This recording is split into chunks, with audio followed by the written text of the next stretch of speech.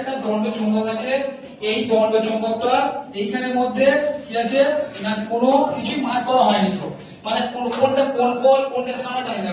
ঠিক আছে, দেখো how would you find out near which egg its near pole is located without using another?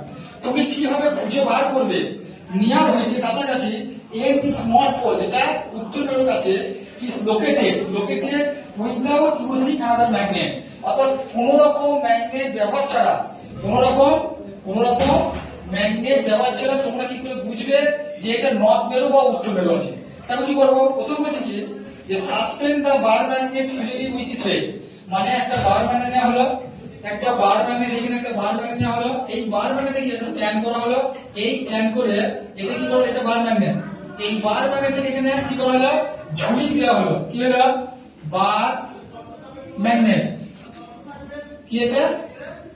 Bar magnet. Suspend the thread in the bar magnet, ঝুলিয়ে দেওয়া হলো, allow into stop at one position, এবং এর একটা পজিশনকে কি করো, stop করো, একটা পজিশনকে থামিয়ে দাও, একটা পজিশনকে থামিয়ে দাও।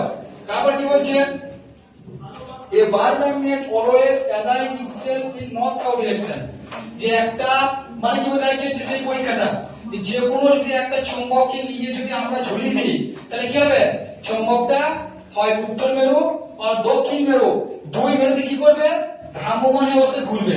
সিমিলারলি এটা তাহলে কি বলছে, এটাকে দণ্ড চুম্বক হলো, এই চুম্বকটাকে আমরা কি করলাম, সাসপেন্সে ঝুলিয়ে দিলাম। কি করলাম? ঝুলিয়ে দিলাম। তাহলে কি দেখো, a bar magnet always aligns itself in north south direction, আমরা জানি যে চুম্বক সর্বক্ষণ উত্তর মেরু দক্ষিণ মেরু কি করে নির্দেশ করে, তাই তো? এই জন্য করে, তাই তো? that is pointing towards the north direction in the north pole, তার মানে কি যে চুম্বকের যেটা উত্তর মেরু, অর্থাৎ যদি উত্তর মেরু হয় তাহলে এটা যে উত্তর, এটা সাউথ, এই নর্থ মেরুটা কি হবে, নর্থ ডিরেকশন, অর্থাৎ এই নর্থ ডিরেকশনটা হবে কি হবে, নর্থ ডিরেকশন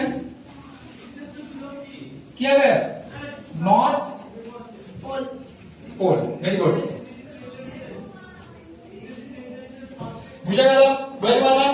তাহলে পরীক্ষাটা কি করলাম, ওই তোমাকে একটা চৌম্বক দিয়েছে, সেই চৌম্বকের মেরু খুঁজে বার করো। তাহলে একটা চৌম্বক নেবো,